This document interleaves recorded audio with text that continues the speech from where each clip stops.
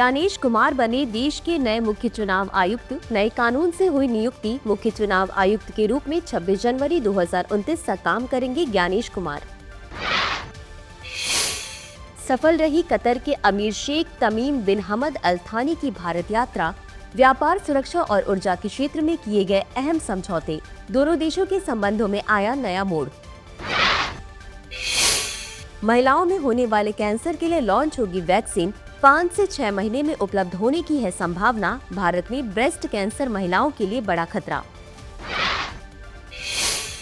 संपन्न हुआ 78वां बाफ्टा फिल्म अवार्ड्स। कॉन्क्लेव और द ब्रूटलिस्ट ने जीते कई पुरस्कार। पायल कपाड़िया के film all we imagine as Light को नहीं मिली जीत।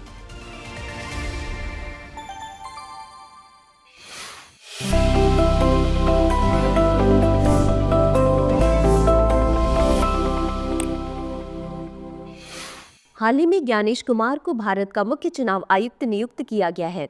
यह निर्णय प्रधानमंत्री की अध्यक्षता में 3 सदस्यों वाली समिति द्वारा लिया गया है। गौरतलब है कि ज्ञानेश कुमार मुख्य चुनाव आयुक्त राजीव कुमार के स्थान पर नियुक्त होने वाले 26वें व्यक्ति हैं। इनका कार्यकाल 26 जनवरी 2029 को समाप्त होगा। वह केरल कैडर के 1988 बैच के पूर्व भारतीय प्रशासनिक सेवा के अधिकारी रह चुके हैं। बता दें कि मुख्य चुनाव आयुक्त भारतीय निर्वाचन आयोग का प्रमुख होता है। यह आयोग मुख्य चुनाव आयुक्त और अन्य आयुक्तों से मिलकर बना होता है। इनकी नियुक्ति राष्ट्रपति द्वारा की जाती है। इनका कार्यकाल 6 वर्ष या 65 वर्ष की आयु तक, जो भी पहले हो, तक होता है। इन्हें सर्वोच्च न्यायालय के न्यायाधीश के समान वेतन, भत्ते व दूसरे अनुलाभ मिलते हैं। जानकारी के लिए बता दें कि निर्वाचन आयोग एक स्थायी एवं स्वतंत्र निकाय है। इसका गठन भारतीय संविधान द्वारा देश में स्वतंत्र और निष्पक्ष चुनाव संपन्न कराने के उद्देश्य से किया गया है। संविधान के अनुच्छेद 324 के अनुसार संसद, राज्य विधानमंडल, राष्ट्रपति व उपराष्ट्रपति के पदों के निर्वाचन के लिए संचालन, निर्देशन व नियंत्रण की जिम्मेदारी निर्वाचन आयोग की है। उल्लेखनीय है कि राज्यों में होने वाले पंचायतों व निगम चुनावों से आयोग का कोई संबंध नहीं है। इसके लिए भारत के संविधान में अलग राज्य निर्वाचन आयोगों की व्यवस्था की गई है। वहीं बात करें भारतीय निर्वाचन आयोग की शक्तियों की, तो यह प्रशासनिक, सलाहकारी और अर्ध न्यायिक निकाय के रूप में काम करता है। साथ ही संसद के परिसीमन आयोग अधिनियम के आधार पर समस्त भारतीय निर्वाचन क्षेत्र की भूभाग का निर्धारण भी करता है। वहीं यह समय समय पर निर्वाचक नामावली और योग्य मतदाताओं को पंजीकृत करता है। हाल ही में कतर के अमीर शेख तमीम बिन हमद अल थानी ने भारत की आधिकारिक यात्रा की। कतर में अमीर का पद हेड ऑफ द स्टेट के समकक्ष होता है। इस दौरान उनकी मुलाकात प्रधानमंत्री नरेंद्र मोदी से हुई, जहां दोनों देशों के बीच रणनीतिक साझेदारी को मजबूत करने के लिए कई महत्वपूर्ण समझौते किए गए। इसके अलावा भारत और कतर के बीच टैक्स चोरी को रोकने के लिए avoidance of double taxation and prevention of fiscal evasion पर संशोधित समझौता किया गया। साथ ही bilateral investment promotion and protection agreement को लेकर वार्ता शुरू करने पर भी सहमति जताई गई। बता दें कि भारत कतर का तीसरा सबसे बड़ा व्यापारिक साझेदार है। कतर भारत को LNG और LPG का सबसे बड़ा सप्लायर भी है। ऐसे ही भारत कतर को अनाज, स्टील, लोहा और मशीनरी का निर्यात करता है। वहीं व्यापार और निवेश को बढ़ावा देने के लिए भारत के CII और इन्वेस्ट इंडिया के साथ समझौते किए गए हैं। इसके अलावा कतर के नेशनल बैंक ने गुजरात की गिफ्ट सिटी में ऑफिस बनाने की घोषणा की है। इस मौके पर GCC यानी गल्फ कोऑपरेशन काउंसिल के साथ भारत के मुक्त व्यापार समझौते को लेकर चर्चा की गई। गौरतलब है कि कतर GCC का मुख्य सदस्य देश है। जानकारी के लिए बता दें कि कतर एक पश्चिमी एशियाई देश है जो अरब प्रायद्वीप बनाने वाले 7 देशों में से एक है। यह अपनी सीमा सऊदी अरब से साझा करता है। इसके अलावा यह फारस की खाड़ी से घिरा हुआ है। हालिया खबरों के अनुसार भारत को 5वीं पीढ़ी की लड़ाकू विमानों को खरीदना है। बता दें कि भारत के पास इन लड़ाकू विमानों को खरीदने के लिए 2 विकल्प मौजूद हैं। इनमें एक विकल्प रूस का लड़ाकू विमान Su-57 है, जबकि दूसरा विकल्प अमेरिका का लड़ाकू विमान F-35 लाइटनिंग 2 है। दोनों ही देश भारत को अपना लड़ाकू विमान बेचना चाहते हैं। उल्लेखनीय है कि दोनों विमानों को एरो इंडिया 2025 में प्रदर्शित किया गया था। लड़ाकू विमान Su-57 के बारे में बात करें तो सुखोई 57 एक twin engine stealth multipurpose fighter विमान है। दिसंबर 2020 में रूस की सुखोई कंपनी द्वारा इसे विकसित किया गया था। यह 5वीं पीढ़ी का स्टील्थ मल्टी रोल लड़ाकू विमान है। इसे हवाई श्रेष्ठता और स्ट्राइक मिशन के लिए डिजाइन किया गया है। इसकी अधिकतम गति मैक 2 है और इसकी लड़ाकू रेंज लगभग 1900 किलोमीटर है। गौरतलब है कि Su-57 रूस के Saturn AL-41F1 after burning turbofan engine का उपयोग करता है। वहीं लड़ाकू विमान F-35 लाइटनिंग 2 के बारे में चर्चा की जाए तो यह लड़ाकू विमान लॉकहीड मार्टिन द्वारा निर्मित किया गया है। यह एक सिंगल इंजन स्टील्थ फाइटर है जो 3 संस्करणों में उपलब्ध है। इसकी अधिकतम गति मैक 1.6 है और इसकी लड़ाकू रेंज 1500 किलोमीटर है। उल्लेखनीय है कि F-35 में दुनिया का सबसे शक्तिशाली इंजन लगा है। इसकी ईंधन क्षमता 18,498 पाउंड है और यह 8,160 किलोग्राम का पेलोड ले जा सकता है। हाल ही में वित्तीय सेवा सचिव एन नागराजू ने कहा कि सरकार बैंक जमा के लिए बीमा कवर की वर्तमान सीमा 5 लाख रुपए से बढ़ाने पर विचार कर रही है। गौरतलब है कि जमा बीमा कवर भारतीय रिजर्व बैंक की एक विशेष प्रभाग जमा बीमा और ऋण गारंटी नियम द्वारा प्रदान किया जाता है। बता दें कि यह निर्णय न्यू इंडिया कोऑपरेटिव बैंक में 122 करोड़ रुपए की गबन की वजह से लिया जा रहा है। गबन के बाद से आरबीआई ने न्यू इंडिया कोऑपरेटिव बैंक पर कई प्रतिबंध लगाए हैं। वहीं DICGC के बारे में बात करें तो यह जमा बीमा और ऋण गारंटी नियम का संक्षिप्त रूप है। DICGC का उद्देश्य बैंक के दिवालिया होने की स्थिति में छोटे जमाकर्ताओं को अपनी बचत खोने के जोखिम से बचाना है। बता दें कि जमा बीमा के लिए प्रीमियम का भुगतान बीमित बैंक द्वारा किया जाता है। DICGC बैंक के जोखिम प्रोफाइल के आधार पर सदस्य वित्तीय संस्थानों से एक समान या विभेदित दर पर प्रीमियम एकत्र करता है। उल्लेखनीय है कि DICGC विदेशी केंद्रीय और राज्य सरकारों द्वारा जमा की गई राशि और अंतर बैंक जमा राशियों के लिए बीमा प्रदान नहीं करता है। भारतीय रिजर्व बैंक के बारे में चर्चा करें तो इसकी स्थापना 1 अप्रैल सन 1935 को reserve bank of India act 1934 के अनुसार हुई थी। इसका मुख्यालय मुंबई में है। यह भारत का केंद्रीय बैंक है। बता दें कि वर्तमान में संजय मल्होत्रा RBI के गवर्नर हैं। हाल ही में स्वास्थ्य मंत्रालय ने कैंसर को रोकने के लिए एक बड़ी घोषणा की है। मंत्रालय के मुताबिक महिलाओं को प्रभावित करने वाले कैंसर के लिए वैक्सीन 5 से 6 महीने के भीतर ही उपलब्ध होगी। इसे 9 से 16 साल की आयु की लड़कियों को लगाया जा सकेगा। यह वैक्सीन महिलाओं में होने वाले ओरल, सर्वाइकल और ब्रेस्ट कैंसर को रोकने में मददगार साबित होगी। स्वास्थ्य मंत्रालय के मुताबिक वैक्सीन को लेकर रिसर्च का काम लगभग पूरा कर लिया गया है और इसके लिए ट्रायल्स किए जा रहे हैं। वहीं 30 साल से ज्यादा उम्र की महिलाओं को अस्पतालों में जांच करानी होगी। गौरतलब है कि रोग का शीघ्र पता लगाने के लिए डे केयर कैंसर सेंटर स्थापित किए जाएंगे। इसके अलावा सरकार ने कैंसर के इलाज में इस्तेमाल होने वाली दवाओं पर भी सीमा शुल्क माफ कर दिया है।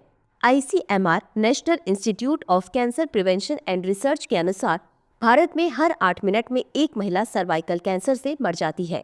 वहीं भारत में ब्रेस्ट कैंसर से पीड़ित हर 2 महिलाओं में से एक महिला की मृत्यु हो जाती है। भारत में लगभग 9 में से एक व्यक्ति अपने जीवन काल में कैंसर का सामना करता है। जहां पुरुषों में लंग्स कैंसर के मामले सबसे ज्यादा होते हैं, वहीं महिलाओं में होने वाले कैंसर में ब्रेस्ट कैंसर सबसे आम है। हाल ही में अमेरिकी राज्य वेस्ट टेक्सास में खसरे के मामलों में वृद्धि देखी गई है। यह आंकड़े पिछले 3 दशकों में सबसे अधिक दर्ज किए गए हैं। इसका प्रकोप ऐसे समुदायों में देखा जा रहा है जहां टीकाकरण नहीं किया गया था। इस स्थिति को नियंत्रित करने के लिए राज्य के स्वास्थ्य अधिकारियों ने टीकाकरण और जांच के प्रयासों में तेजी लाई है। बता दें कि खसरा एक अत्यधिक संक्रामक और गंभीर वायुजनित रोग है। यह रोग पैरामाइक्सोवायरस फैमिली के वायरस के कारण होता है। इसका प्रसार आमतौर पर सीधे संपर्क या हवा के माध्यम से होता है। यह वायरस श्वसन मार्ग को संक्रमित करता है और फिर पूरे शरीर में फैल जाता है। इससे गंभीर बीमारी, जटिलताएं और यहाँ तक कि मृत्यु भी हो सकती है।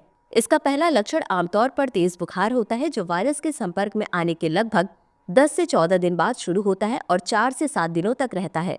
इसके शुरुआती चरण में नाक बहना, खांसी, आंखें लाल और गालों के अंदर छोटे सफेद धब्बे विकसित हो सकते हैं। यह टीकाकरण न किए गए छोटे बच्चों और गर्भवती महिलाओं को सबसे अधिक प्रभावित करता है। जानकारी के लिए बता दें कि खसरे के लिए कोई विशिष्ट एंटीवायरल उपचार अभी मौजूद नहीं है। हाल ही में लंदन के रॉयल फेस्टिवल हॉल में 78वां बाफ्टा फिल्म अवार्ड्स आयोजित किया गया। बाफ्टा 2025 में द ब्रूटलिस्ट और कॉन्क्लेव ने 4 अवार्ड जीते, जिनमें कॉन्क्लेव के लिए outstanding British film, best film और एडिटिंग अवार्ड शामिल हैं, जबकि द ब्रूटलिस्ट ने ब्रैडी कॉर्बेट के लिए डायरेक्शन अवार्ड जीता। वहीं Indian film maker Payal Kapadia को इस बार भी निराशा हाथ लगी। उनकी फिल्म all we imagine as light सर्वश्रेष्ठ गैर अंग्रेजी भाषा फिल्म श्रेणी में बाफ्टा पुरस्कार से फ्रांसीसी फिल्म एमिलिया पेरिस से पिछड़ गई।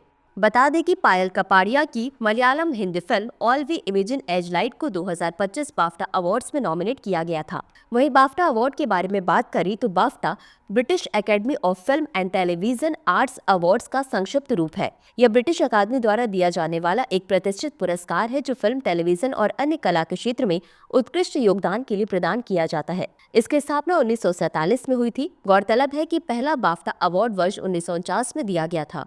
उल्लेखनीय है कि यह अवार्ड्स ब्रिटिश और अंतर्राष्ट्रीय कलाकारों और प्रोडक्शंस को समान रूप से मान्यता देते हैं। आमतौर पर यह समारोह लंदन के रॉयल अल्बर्ट हॉल या किसी प्रतिष्ठित जगह पर आयोजित होता है। भारत और जापान के बीच संयुक्त सैन्य अभ्यास धर्म गार्जियन का 6ठा संस्करण आयोजित किया जा रहा है। बता दें कि इस अभ्यास का आयोजन 25 फरवरी से 9 मार्च तक जापान के माउंट फूजी में किया जाएगा। इस अभ्यास का उद्देश्य संयुक्त राष्ट्र के आदेश के तहत संयुक्त शहरी युद्ध और आतंकवाद विरोधी अभियानों के दौरान दोनों सेनाओं के बीच अंतर संचालन क्षमता को बढ़ाना है। यह अभ्यास भारत और जापान के बीच बढ़ती रणनीतिक साझेदारी को रेखांकित करता है। गौरतलब है कि अभ्यास धर्म गार्जियन एक वार्षिक प्रशिक्षण कार्यक्रम है। यह सैन्य अभ्यास 2018 से भारत में आयोजित किया जा रहा है। भारत और जापान के बीच होने वाले अन्य अभ्यास हैं जाइमेक्स, शिन्यू मैत्री आदि। वहीं भारत जापान संबंधों की बात करें तो भारत और जापान के बीच रक्षा, विज्ञान सहयोग और व्यापार के क्षेत्रों में मजबूत संबंध है। वर्ष 2014 में भारत और जापान ने अपने संबंधों को उन्नत करके विशेष रणनीतिक और वैश्विक साझेदारी का स्तर प्राप्त किया। उल्लेखनीय है कि अक्टूबर 2018 में भारत के प्रधानमंत्री की जापान यात्रा के दौरान भारत जापान डिजिटल साझेदारी शुरू की गई थी। इसके अलावा माउंट फूजी के बारे में चर्चा की जाए तो यह जापान का सबसे ऊंचा पर्वत है। इसकी ऊंचाई 3776 मीटर है। इसे फूजी सान के नाम से भी जाना जाता है। यह असंख्य बेसाल्टिक लावा प्रवाहों से निर्मित है। इसकी ढलान चिकनी है तथा आधार चौड़ा और फैला हुआ है।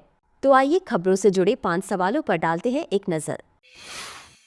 भारतीय निर्वाचन आयोग के संदर्भ में निम्नलिखित कथनों पर विचार कीजिए। 1. यह एक स्थायी गैर संवैधानिक निकाय है। 2. इसकी स्थापना संसदीय अधिनियम के द्वारा की गई है। 3. वर्तमान में इसके प्रमुख ज्ञानेश कुमार है। उपर्युक्त में से कितने कथन सही है या सही है? ए केवल 1, बी केवल 2, सी सभी 3, डी इनमें से कोई नहीं। लड़ाकू विमान Su-57 के संदर्भ में निम्नलिखित कथनों पर विचार कीजिए। 1. यह एक twin engine stealth multipurpose fighter विमान है। 2. इसे दिसंबर 2020 में रूस की सुखोई कंपनी द्वारा विकसित किया गया था। 3. यह 5वीं पीढ़ी का स्टील्थ मल्टीरोल लड़ाकू विमान है। उपर्युक्त में से कितने कथन सही है या सही है? ए केवल 1, बी केवल 2, सी सभी 3, डी इनमें से कोई नहीं। खसरा के संदर्भ में निम्नलिखित कथनों पर विचार कीजिए। 1. यह एक अत्यधिक संक्रामक और गंभीर वायु जनित रोग है। 2. इसके लिए पैरामाइक्सोवायरस फैमिली के वायरस जिम्मेदार हैं। 3. यह वायरस आमतौर पर फेफड़ों को संक्रमित करता है। उपर्युक्त में से कितने कथन सही है या सही है? ए केवल 1, बी केवल 2, सी सभी 3, डी इनमें से कोई नहीं। बाफ्टा अवार्ड्स 2025 के संदर्भ में निम्नलिखित कथनों पर विचार कीजिए। 1. इसका आयोजन पेरिस में किया गया। 2. इस वर्ष द ब्रूटलिस्ट और कॉन्क्लेव ने 4 अवार्ड जीते। 3. All we imagine as Light BAFTA awards में सर्वश्रेष्ठ गैर अंग्रेजी भाषा की फिल्म रही। उपर्युक्त में से कितने कथन गलत है या गलत है? ए केवल 1, बी केवल 2, सी सभी 3, डी इनमें से कोई नहीं। अंतिम प्रश्न है, सैन्य अभ्यास धर्म गार्जियन के संदर्भ में निम्नलिखित कथनों पर विचार कीजिए। 1. यह भारत और जापान के बीच संयुक्त सैन्य अभ्यास है। 2. इसका आयोजन हर 2 साल में एक बार किया जाता है। 3. यह सैन्य अभ्यास 2019 से भारत में आयोजित किया जा रहा है। उपर्युक्त में से कितने कथन गलत है या गलत है? ए केवल 1, बी केवल 2, सी सभी 3, डी इनमें से कोई नहीं। चलते चलते डालते हैं कुछ छोटी मगर जरूरी खबरों पर एक नजर। हाल ही में भारतीय अंतरिक्ष अनुसंधान संगठन ने ठोस रॉकेट मोटर के लिए दुनिया का सबसे बड़ा प्रोपेलेट मिक्सर विकसित किया है। गौरतलब है कि यह ठोस प्रणोदकों के लिए अपनी तरह का दुनिया का सबसे बड़ा मिक्सर है। यह मिक्सर अंतरिक्षयान के लिए ठोस रॉकेट नोजल की ऊष्मीय अभिकल्पना के सत्यापन में महत्वपूर्ण भूमिका निभाएगा। इस उपलब्धि से भारत की अंतरिक्ष स्वावलंबन में वृद्धि होगी। बता दें कि इसरो भारत की प्रमुख अंतरिक्ष एजेंसी है। इसकी स्थापना वर्ष 1969 में हुई थी। इसका मुख्यालय बेंगलुरु, कर्नाटक में स्थित है। हाल ही में उदयपुर, राजस्थान में केंद्रीय जल शक्ति मंत्री CR पाटिल ने दूसरी अखिल भारतीय राज्य जल मंत्रियों के सम्मेलन का उद्घाटन किया। इस सम्मेलन में ओडिशा और त्रिपुरा के मुख्यमंत्रियों, हिमाचल प्रदेश, छत्तीसगढ़ और कर्नाटक के उप मुख्यमंत्रियों सहित 30 मंत्री और 300 से अधिक प्रतिनिधि शामिल हुए। पहले दिन जल भंडारण अवसंरचना के विकास और रखरखाव पर चर्चा हुई। बता दें कि जल जीवन मिशन की शुरुआत वर्ष 2019 में की गई थी। इसका उद्देश्य 2024 तक प्रत्येक ग्रामीण परिवार को सुरक्षित और पर्याप्त पेयजल उपलब्ध कराना है। हाल ही में भाजपा के वरिष्ठ नेता और शालीमार बाग से विधायक रेखा गुप्ता को दिल्ली की नई मुख्यमंत्री नियुक्त किया गया है। 27 वर्षों में यह पहली बार है जब भाजपा ने राष्ट्रीय राजधानी में सरकार बनाई है। बता दें कि भारतीय संविधान के अनुच्छेद 164 के अनुसार मुख्यमंत्री की नियुक्ति राज्यपाल द्वारा की जाती है, जबकि अन्य मंत्रियों की नियुक्ति मुख्यमंत्री की सलाह पर होती है। अनुच्छेद 163 के तहत मुख्यमंत्री की अध्यक्षता में मंत्रिपरिषद राज्यपाल को उनके कार्यों में सहायता और सलाह देती है। उल्लेखनीय है कि अनुच्छेद 167 के अंतर्गत मुख्यमंत्री के कर्तव्यों का वर्णन किया गया है। हाल ही में प्रधानमंत्री ने स्वामी रामकृष्ण परमहंस को उनकी जयंती पर श्रद्धांजलि अर्पित की। उनकी जयंती हर साल 18 फरवरी को मनाया जाता है। स्वामी रामकृष्ण का जन्म 18 फरवरी 1836 को बंगाल के एक ब्राह्मण परिवार में हुआ था। उनका जीवन ईश्वर के अविच्छिन्न चिंतन पर केंद्रित था। उनके शिष्यों में स्वामी विवेकानंद प्रमुख थे, जिन्होंने रामकृष्ण के दर्शन को वैश्विक स्तर पर स्थापित करने में महत्वपूर्ण भूमिका निभाई और विवेकानंद ने 1897 में रामकृष्ण मिशन की स्थापना की। स्वामी रामकृष्ण परमहंस के शिक्षाओं और आध्यात्मिक उपस्थिति ने व्यक्तियों को उन्नत किया। उनका सबसे बड़ा योगदान धर्मों के बीच सद्भाव का संदेश है। हाल ही में मृदा स्वास्थ्य कार्ड ने अपने 1 दशक पूरे कर लिए हैं। दरअसल मृदा स्वास्थ्य कार्ड की शुरुआत प्रधानमंत्री द्वारा 19 फरवरी 2015 को राजस्थान के सूरतगढ़ से की गई थी। मृदा स्वास्थ्य कार्ड किसानों को उनकी मिट्टी की पोषक स्थिति के बारे में जानकारी प्रदान करता है। साथ ही मिट्टी के स्वास्थ्य और उसकी उर्वरता में सुधार के लिए पोषक तत्वों की उचित खुराक की सिफारिश भी करता है। मृदा स्वास्थ्य कार्ड में 12 मापदंडों के संबंध में मिट्टी की स्थिति शामिल होती है। इसके आधार पर मिट्टी के नमूने आमतौर पर साल में 2 बार लिए जाते हैं, क्रमशः रबी और खरीफ फसल की कटाई के बाद। हाल ही में केंद्र सरकार ने 15वें वित्त आयोग चक्र के माध्यम से पीएम आशा योजना को जारी रखने की मंजूरी दे दी है। इससे इसका कार्यकाल 2025 से 26 तक बढ़ा दिया गया है। इस योजना का उद्देश्य खरीद संचालन को बढ़ावा देना है, साथ ही किसानों के लिए उचित मूल्य सुनिश्चित करना और उपभोक्ताओं के लिए आवश्यक वस्तुओं की कीमतों को स्थिर करना है। बता दें कि यह योजना 2018 में शुरू की गई थी। यह किसानों को विशेष रूप से दालों, तिलहन और खोपरा के लिए न्यूनतम समर्थन मूल्य सुनिश्चित करने की एक व्यापक योजना है। हाल ही में केंद्रीय ग्रामीण विकास एवं कृषि मंत्री ने मध्य प्रदेश के रायसेन में नक्शा कार्यक्रम का उद्घाटन किया। इस कार्यक्रम का मकसद शहरी क्षेत्रों में भूमि रिकॉर्ड बनाना और अपडेट करना है। यह कार्यक्रम 26 राज्यों और 3 केंद्र शासित प्रदेशों के 152 शहरी स्थानीय निकायों को कवर करता है।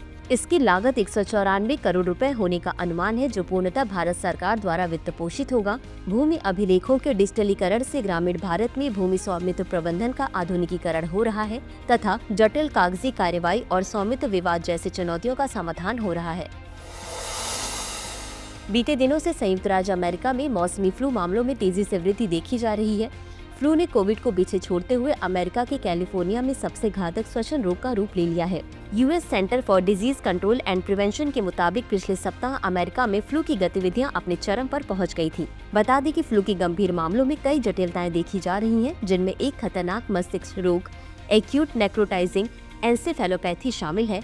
यह रोग खास तौर से बच्चों में पाया जा रहा है और इसकी मृत्यु दर लगभग 50% है।